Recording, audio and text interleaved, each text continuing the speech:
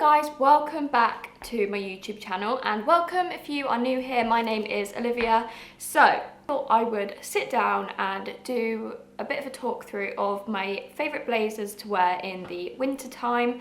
My blazers that I wear in the winter are obviously completely different to the ones I wear in the summer. I tend to wear wool ones, much more kind of like heavy fabrics, obviously things that are going to keep me warm, rather than in the summer I tend to wear much more lightweight blazers and linen ones, and brighter colours, lighter colours, not bright, I don't ever wear bright colours, I don't know why I just said that, but like light colours like beiges and whites. In the winter, I'm very much about kind of black, white, grey, that kind of thing. Some of them aren't brand new, some of them won't be in stock, but honestly, there are so many good ones out there at the minute, which I'm going to link down below in the description box. There's so many that I just wish I could buy, but it's just pointless because I've got similar ones from previous years. See, I will have those linked down below for you lot. So I think that's everything. Let's get into the video. I'm going to start off with this gorge number from Topshop. This is my houndstooth blazer, obviously, as you can see, or is it called dog's tooth? I don't really know. Both, I guess. No, it's houndstooth, isn't it? Whatever. This is literally my favourite blazer ever, ever, ever. You can wear the plainest outfit and this just makes it pop. It's so kind of like out there, but at the same time, it's such a classic print. I really don't feel like this is ever going to age. Clearly, this houndstooth blazer on the Mango website at the moment, which I want so badly. It looks divine. It looks really nice and heavyweight for winter, but not wool, so it's not going to go bobbly like this one. Although having said that, I've got a few other wool ones which I will show you that haven't gone bobbly, so I don't know. I guess it's because it's, I don't know, whatever. With all of my blazers, just worth mentioning, I always size up. I always go 2 or 3 sizes above, because I like, as you can probably see with what I'm wearing now as well, I love a structured shoulder. I just think that silhouette is unreal, especially when it comes to blazers. Obviously, blazers originate from menswear, so I think it's really nice to keep that structured shoulder and have that kind of like granddad's blazer look. I just think it's so cool. The reason that I love to size up is obviously so that I can fit all of my nice snuggly knits underneath, and I think when you're wearing a chunky knit and a big thick blazer, it's just as warm really as wearing a coat. So yeah, it's just a bit of an alternative. If you don't want to wear a coat, I wear a blazer, and also you can, you know, pair with a nice scarf, leather leggings, chunky boots, all that kind of thing. So yeah, that's why I size up all of them. I think, yeah, every single one of my blazers is sized up. Also, because obviously it's black and white, it literally goes with anything. I especially love styling this with brown. I think it just makes it pop so nicely. I think I probably got the idea from the fact that it's got this kind of beigey brown lining inside, and it just goes really, really nicely. So yeah, I guess that's where I got that idea. And also it's nice when you turn the cuff up because you can see that colour lining, which looks nice. Another thing I always look out for on blazers is what kind of buttons they have. I say this with quite a lot of my clothes with buttons. I hate a trashy button. It can really, really ruin a product. This has just plain black buttons, which I think suits it really nicely. And it's also got, what are these called? The fact that I don't know what those are called is probably really annoying, but somebody will comment down below and let me know. My next blazer I've got to show you is this season, so this is in stock. If you fancy purchasing this one, you can follow my link down below and get the exact one. I sized up to a size 12 in this belted blazer.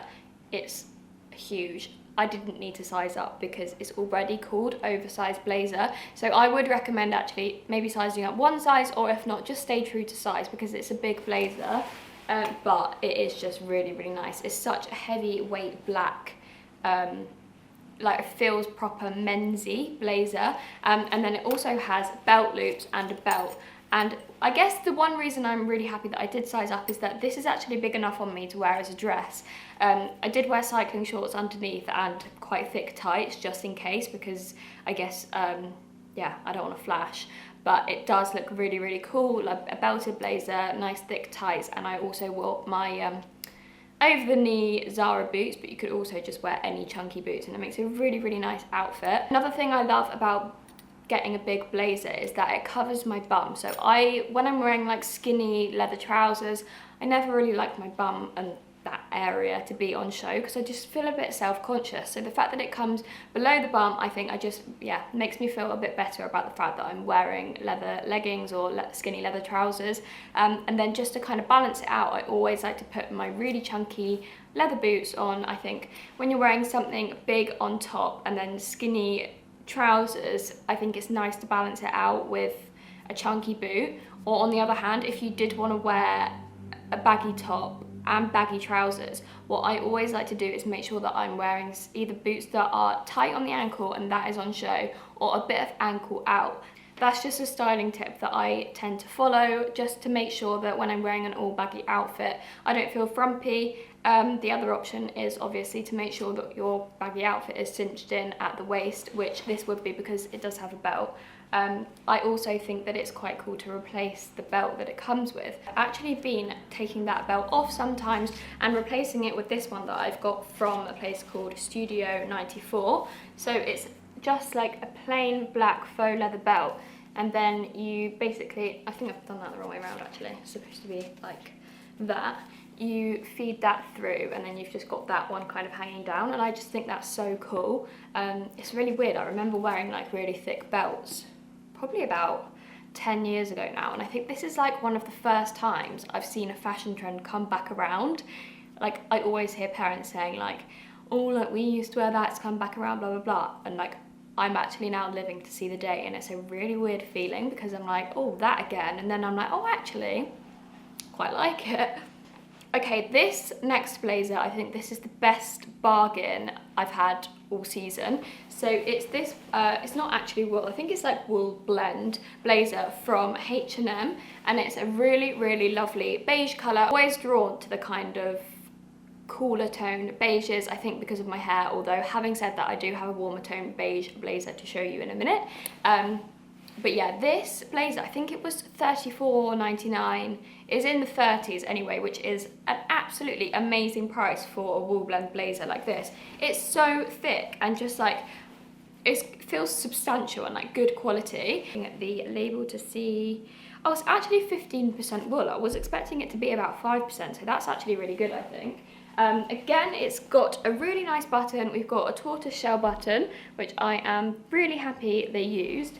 It's got two pockets, and the pockets are actually real. You can unstitch them and use them, which is really, really good, I think. The only thing is, I would say at the back, it kind of gives away the price because it's not got any detail to it, really. It's not, I don't know, I just think when there's like a lot of fabric with nothing to it, sometimes it just gives away price a little bit. But yeah, other than that, I'm really, really pleased, and like I just love the tone of beige that they've gone for because it's so cool tone. I think because I'm blonde, I'm drawn to cooler tone beiges like this, and it looks amazing, as you can see, up against a cream, but also against like your greys and your blacks and stuff like that, because yeah, it's just an easy colour to style in my opinion. And just to show you a kind of comparison of like how good the price of that one actually is, this is from And Other Stories, and how much was this? This was £135, so it's £100 more than the other H&M one I just showed you. Admittedly, the fabric is a lot nicer. It is, I think, 100% wool. Let me just find the label so I can confirm this. I can't actually find the label, but I'm sure it is 100% wool, and it's that brand of wool, the Manteco wool, which is an Italian wool, and I've got quite a few jackets that are made of the same brand of wool, and it lasts really, really nicely. It doesn't bubble or anything like that. Pretty sure it's actually sustainable as well, which is really nice. Also, the lining in this jacket does feel a lot nicer than the lining in this jacket. Just a couple of things that I think kind of does. Sometimes I think with blazers it's worth investing because I think they're a classic piece that you're going to wear over and over. But yeah, anyway, just I think it's nice to have the two to show you and compare. One is actually new and I've not actually worn it yet, hence the fact that the tags are still on, but I will be keeping it. I do really, really like it. I don't have another blazer which is this colour. I think it's such, again, it's a really nice tone of beige. It's like that perfect in the middle of not too kind of orangey beige, but yeah, like a true brownie beige, which I think is really nice. It feels very classic. I didn't actually size up on this one because I think the And Other Stories ones do come up oversized anyway, so I've gone for a 10. I would say I'm about an 8 on the top, but I want to be able to fit layers on underneath it, so I've gone for a 10, where I'd normally probably go for a 12, and I'm really happy with the fit of it, so yeah, there we go. That's my most expensive blazer by an absolute mile. Okay, next up is this black blazer. This is like my go-to black blazer that I wear all the time. And I beat myself up about this because I bought a black blazer from Reiss, which was about £200, and I actually never wear it ever since buying this one. Ooh, this one from Stradivarius, which was like 25 quid. This was such a good buy, and I really hope they do one similar. I'm gonna have a hunt around and try and find one for the same kind of price point and link it down below. But if you are looking for like a mid-price blazer black, look on Topshop. I always think Topshop have really, really good options for black blazers, and they always have like amazing attention to detail. So yeah, I'd recommend having a little look on there. But yeah, as I said, I will have a look for one similar to this. I think the reason that I reach for this one the most is because of the shape of it. It's got really, really wide shoulders. It's just very oversized, which is on trend at the moment. But I'm obviously going to keep my Reiss one because I'm sure in future I'm going to wear it lots. But yeah, don't know why. This was like 25 quid and I wear it so much. It's also such a nice like fluid, lightweight material, which I think makes it a really nice blazer for the evening, because it's less kind of like coaty and more jackety, which kind of goes against everything I've said as like an autumn winter blazer. This one isn't warm, like not at all. It's not as thick as my belted Topshop one.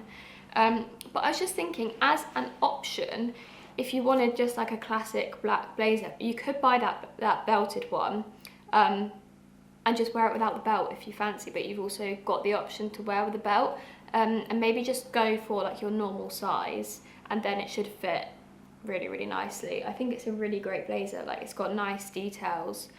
And it's a nice fabric. So yeah, that's what I'm going to suggest if you're on the hunt for a black blazer. Anyway, that brings me to the end of this video. I really hope you've enjoyed it. I am a massive blazer fanatic, and that is not even close to half of the blazers that I own, but those are definitely my most worn. And if you're looking to buy a blazer, those are the ones that I would recommend. I didn't want to just pointlessly show you all of them, even if I barely ever wear them. So yeah, I hope you've enjoyed the video, and if you did enjoy the video, then please do subscribe to my channel, and also check out my Instagram if you want to see how I style all of these in loads of different ways. I will link my Instagram down below, but if not, then it's at Olivia Rose, no underscores or dots or anything like that, just nice and simple, and I'd love to see you over there. So anyway, thank you so much for watching, and hopefully I will see you guys again soon.